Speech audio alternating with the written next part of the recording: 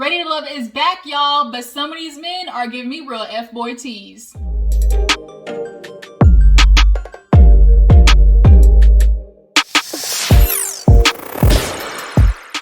you guys, what's up? Welcome back to my channel. Y'all, it's been a minute, hadn't it? It's been a minute. I ain't been here all week. I'm sorry, I apologize, but your girl is right back at it. We are going to be talking about Ready to Love. We got a new season. I guess this is season 4, because when I looked it up, it was like season 3, episode 3, but then other places like season 4, episode 2. So I'm going to assume this is season 4, episode 2, so we'll just go with that. But nonetheless, I'm back and ready to talk about it. All you guys who wish me well, I told you guys I had surgery on my community page. Your girl had to get a little surgery done this week because I had found like a lump on my left side of my chest. So that needed to go get removed because we have a history of cancer in my family. So definitely getting things checked out was, an immediate thing that needed to be done. Ladies, make sure you're doing your self-exams and you're taking care of yourself. You don't ever want to wait till it's too late. But luckily, everything was checked out. Everything was good. I had to stay to make sure because I'm anemic. My iron levels, they dropped and everything. So they just need to make sure those was good. But by the grace of God, your girl is here. I appreciate it. Y'all been real patient. So I got to come and deliver a video, okay? So we're going to talk about Ready to Love. We are in Houston, Texas, y'all. Houston, Texas is like literally my backyard. I'm in Texas. So, I'm not shocked that they had to get a little twang in them, okay? This season, I'm definitely looking at a couple of these men like, you know how some men have like their thing, that's their go-to, like that's just like the little move that they put on women. And Troy, oh no, Troy, gotta go, buddy. Nope, not on duty. But yeah, let me not go off on Troy yet. Let's actually get into the whole episode. So if you're new to my channel, hey, I appreciate you for tuning in. Go ahead and hit that subscribe button, okay? And everybody else hit that like button because things gotta get on and popping over here. So go ahead and hit that like button, show a little love and support, okay? It's appreciated, always. Love you guys, and we're gonna keep this thing pushing, okay? So let's go ahead and talk about how we open up the episode with everybody, showing up to the mansion out over Wisconsin. If you know T-Pain, that's how you do. I can put you in a mansion way out in Wisconsin. Only nigga to be able to make them words rhyme. But who showed up first? I think Stacy was the first woman to show up, and then like David and Diedrich like the first men. And then after that came AJ, if I'm not mistaken. But yeah, Troy and AJ, all these men came in. Most of the men are like, decent looking. Then Stacy came in, then there was a girl named Chrysanthemum, and then Tresha, and then what's her name? Verdadith, something like that. Vernandia, I think that's what it is. A lot of the ladies who came, like they showed up, in some decent outfits. Hair on a couple of them, questionable. I'm gonna talk about Chrysanthemum. I'm sorry, girl, that hair was not it. Is she mixed? Like, I think she said she's like half Italian. And she might be half Italian, half black, so she don't know what to do with her hair because it's clear that she either had, I'm guessing, extensions, but it just looked so not it. Like, it was not cute for me, like, at all. I guess you're trying to go for the beach wavy look, but all it did is look like you got a fight with a hairdryer and the hairdryer won. That's what it looked like to me. But we had a girl named Amber who's a lawyer. We got a lot of lawyers. Every season on Ready to Love, they always have a lawyer. And unfortunately, lawyers are single a lot, especially lawyer women are single a lot because they typically are strong. And, their energy can be off-putting sometimes. But from what I see of Amber, she seems of a softer kind, as well as Kyra. So what other men? We had Christian, y'all. I really enjoyed little Christian, little Chrissy Chris. Like, he was so cute. Trying to watch him get it together was just like, oh, like we tried for you, Chris. We really did. So all the ladies get there, everybody's mingling and whatnot. Uncle Tommy comes out, says, everybody here ready to love. We in H-Town in Houston. But we got a little twist coming on. Everybody's like, wait a minute, what twist, what curveball? He said, this is a man that didn't get a fair shot. And when he said that, I already automatically knew it was KG because we all remember how Nia really fucked him over with her like switch of attitude the minute he said something about finances. And she like went out talking about, oh, I had other options anyway. I had men waiting for me out of this. That ain't the, like, Nia was, cut that bitch off. Like, she was not it. And she did KG so dirty. So now he's learning. He came out his nice old tangerine suit against that chocolatey special dark skin. So that tangerine looking like a chocolate covered orange. Looked real good. All the girls was fanning out, and of course all the men was like, shit. Like, what? How am I supposed to beat this? Like, how am I supposed to beat KG? Even Ronald, his old dusty, no, what's the name? It's Ronald. Yeah, Ronald. He was like, oh, it ain't fair. Like, he kind of came out with a home court advantage. Yep. He was going to have a home court advantage even without being a new person. Because Ronald, we got to keep our eye on niggas like you who be thinking like, oh, women can't be a career woman and be somewhat traditional in, roles that are played as far as the household goes. But KG comes in, all the ladies are super excited. They get to mingling and whatnot. So we start to see a kind of a running theme of, I think his name is Troy. We had, what's the one, the tall light-skinned one that had the Keith Sweat, button open, top. Is it Joel, that's what it was, Joel. So Joel, he making his way around the room. He definitely was making his way around the room to the ladies. He kind of settled on, I think her name is Vernandia, if I'm not, Vernandia, one of them.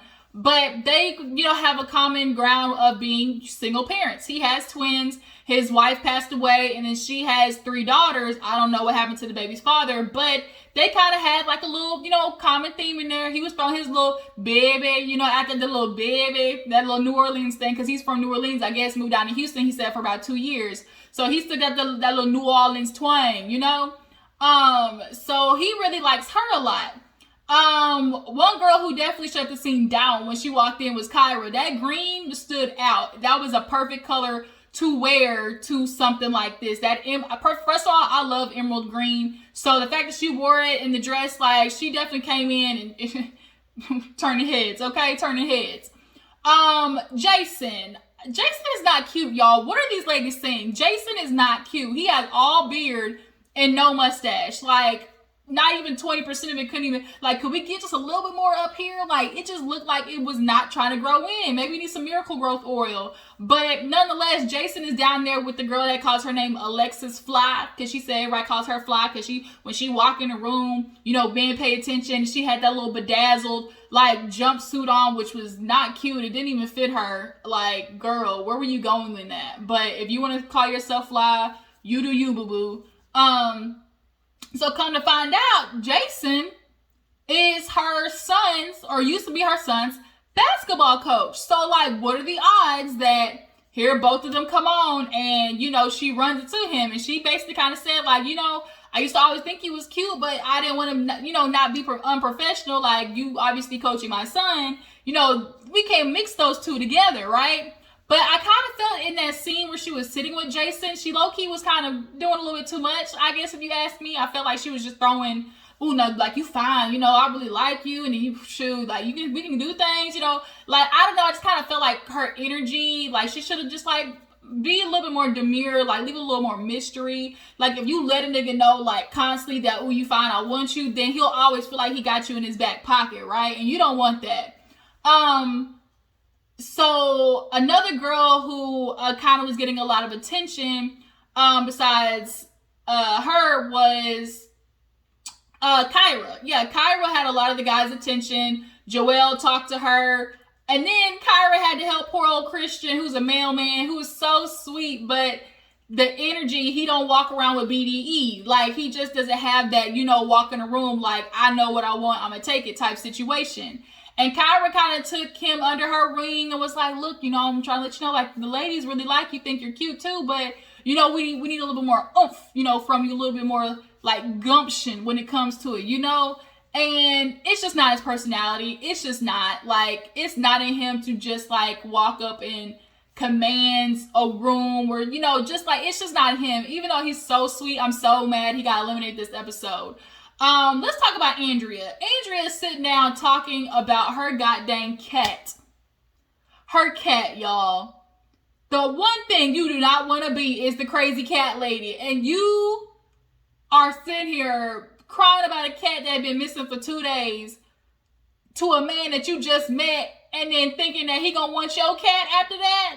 No, ma'am. It don't work that way, like, at all. What did you think was gonna happen after that conversation? She said, let me change the conversation before I get sad. He like, yeah. He like, you know what? Let's go mingle around, see what other people, we didn't get a chance to talk to. I.e., I can't talk about this woman cat no more. Anymore, like, at all. I'm not doing it. Andrea happens to be a flight attendant, though, which is neat. We had, like, a flight attendant. We got a girl, Tressa, who is the comedian. She seemed to kind of be, talking to a couple of guys, but Tressa.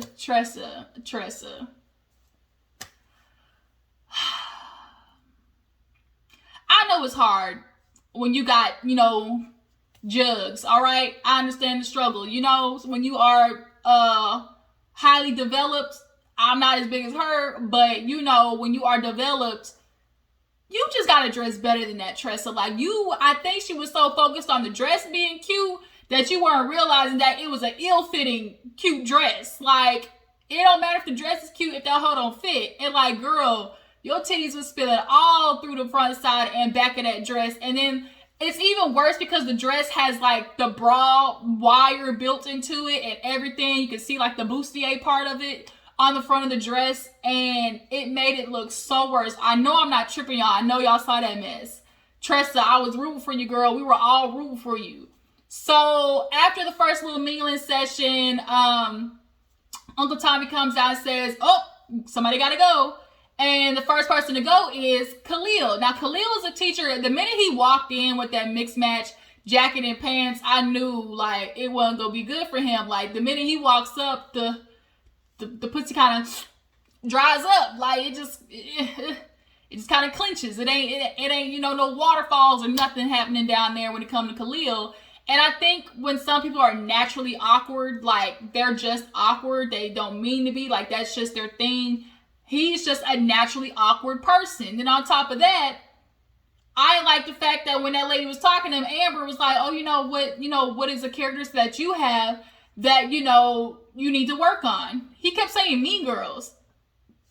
Nigga, if you don't answer the question, no, she's like, you. Like, what about you? He's like, Mean Girls. And I think he was trying to make it like a joke. But, like, after the second time, all right, kill the joke already. You're not a comedian. Like, answer the question. And the fact that you didn't want to answer the question makes me feel like in a relationship, you'd be the type of dude who knows how to turn it around and manipulate a woman into making her feel like she's the problem. And that's not cool. So Khalil gets his ass, sent on. So now they do like a little second mingle session, and the guys are thinking this is the time for them to talk to the girls and send one of them home. So Kyra actually knows AJ, who's a music producer, and they went on 2 dates. She said the second date, though, went horrible, where she ended up paying for the tab.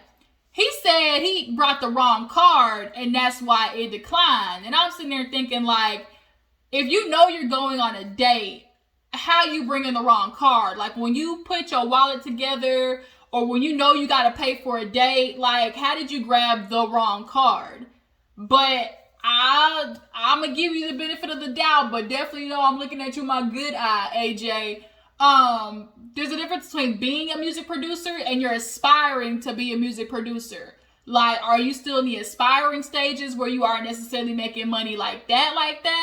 Like making money? That's how when you making money, like, that means you ain't your money long. He might just be making a little bit of change, but he ain't making no money, okay? But nonetheless, they sit down and talk, and Kyra's like, I tried to message you after that. You pretty much, like, dogged me out, talking about, you might need to change your thought process. Basically, he admitted that he was being defensive because he was low-key embarrassed about how things were happening. So instead of just owning up to it, he's like, I'm just going to kind of push it, like, kind of smooth it over. And the fact that he did that already makes me feel like he's one to watch too. Like, you knew you messed up, but you're trying to make it feel like it's something that she should have done to fix it. And the fact that that was your immediate reaction makes me look at AJ like, oh, like, you're one to watch too. But she's like, all you had to say was that, like, that's something easy to fix. So now that they kind of talked that through, there might be a chance that they might, try to rekindle things as far as the season goes. Now, another person to keep an eye on is this dude, Troy. Troy has the same move. Oh, you want to? Let's go somewhere. You think we let me take you somewhere? He literally said that to 3 ladies this episode. He told 3 people, "Oh, I can take you somewhere." And that when his introduction came up, it was like, "Oh, ladies love to travel. They love to go places. Oh, in the bikini, smacking on that ass on vacation." Like, he has this idea in his head of what he's seen on TV and what he's seen of the the big man, the big dudes with the money, like they have a woman on vacation with them, and that's what you're supposed to do. And it's like, I don't know, I'm just getting real like poser vibes from Troy. And he kind of did this thing with all the women where he's like, "Oh, I give him a kiss on the cheek, and if depending on how their energy goes, it lets me know if I'm in or not, And the fact that he knows like all these like little moves and stuff like that is giving me real How to Be a Player. Y'all remember that with Bill Bellamy? How to Be a Player vibes. Like, that's what he's giving me. And eventually from the preview, look like it's gonna catch up with his ass. Cause Troy sometimes like doing the same move get you caught up. You think these females won't go sit there and compare notes? Niggas, let me go ahead and tell you something. Women, there's this thing called group chat. There's this thing called, comparing notes. We all sit and chatter together, and figure out what the hell is going on to either get advice or just to talk about it. Like, you gonna end up in the group chat, and then, if we all know that we're dating each other, like in this situation, you all know you're dating each other, they're definitely gonna compare notes, like, duh. And Troy, the fact that all the women figured out what your move was, not a good look, buddy, not a good look. Stop telling bitches you're gonna take them on a trip. Like, I need you to find something new, a new go-to. So after that, Kyra sits with Christian again, and she's like, "Oh, I'm gonna get a drink of water." He's like, "No, let me get it. Let me get it." She's like, "Okay, you learning." Like, he's slowly but surely like figuring out his footsteps. We see a girl named Ida. I think her name is Ida. Yeah, but she goes by Vicky or something from some show. And she was sitting down with Jason and talking his ear all the way the fuck off. Like, Ida is literally the epitome of the word eccentric. And eccentric is the nicest way you can put that bitch might be crazy. Like, that's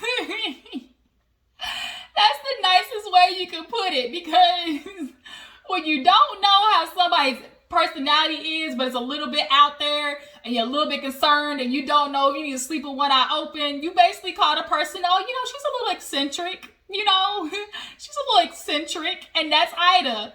And she definitely gives me like likes to argue vibes, likes to have like crazy sex, makeup sex vibes, like, and the way she was trying to give like red flags from her friends and all types of stuff, it was like, yeah, even Jason was like, "I can't even get 2 words in. Like, this is not it." And most of the other guys as well, they weren't really feeling Ida. Like, when Uncle Tommy asked, they was like, "Yeah, Ida gotta go." And then when it came to the women, their general consensus was still like, Christian, he's still a little on the softer side. So Uncle Tommy gets all the guys together again, and he's like, it's time for an elimination. They're sitting there thinking it's getting ready to be the girls, and he's like, "But wait a minute.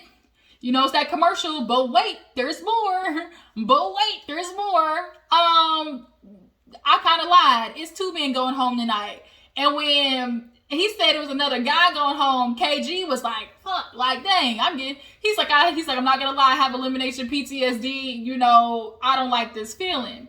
So he says it's between Ronald and Christian. Now, I know why Ronald's down there at the bottom. He might not know, but when you talk to Andrea and she tells you she's a flight attendant, he's like, "Oh, so, you wouldn't be traditional." She's like, "Well, what do you mean by that?" He's like, being a traditional wife. He's like, "You can't make a modern woman traditional."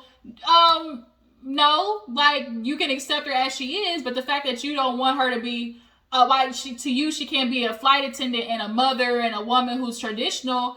Why can't she be both of those things? Multiple, things can exist at the same time. But I knew why he was down there. She probably went and told the other women, like, "Y'all might want to watch him because that's how he feels." So I'm glad he got that shock a little bit, because he was definitely feeling himself. But unfortunately, Christian ends up getting sent home. And I'm really sad because I would have enjoyed watching him get out of his shell. But truth be told, I felt like him and Andrea, who was a little awkward as well, too, when they had that little awkward moment on the couch, I really felt like those two could have turned into something. But maybe after the show. So he gets sent home, and now, Uncle Tommy's like, look, expect more curveballs. It's H-Town. Things gonna get a little spicy. And from the preview, definitely looked like, women are starting to see a couple of these dudes for their works. Joel, I'm a little concerned about him.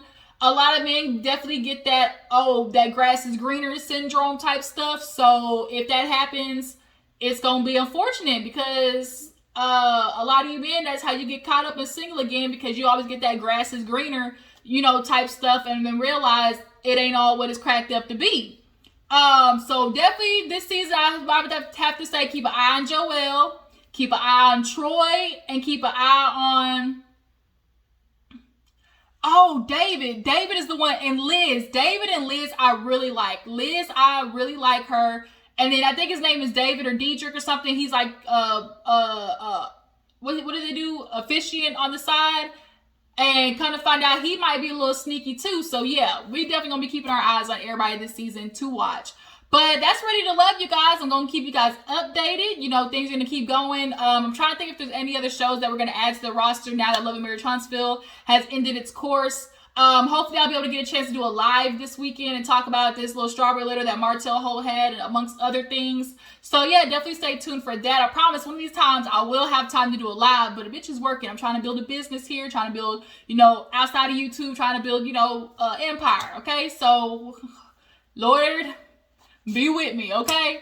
But I appreciate all of you. Make sure before you go, drop down in the comments, tell me how you feel about each person, how you feel about Joel, Troy, and the preacher dude, officiant dude. And do y'all feel bad that Christian went home? Yeah. Tell me what you think. Make sure you like this video, subscribe to my channel. I will catch all you later. Deuces.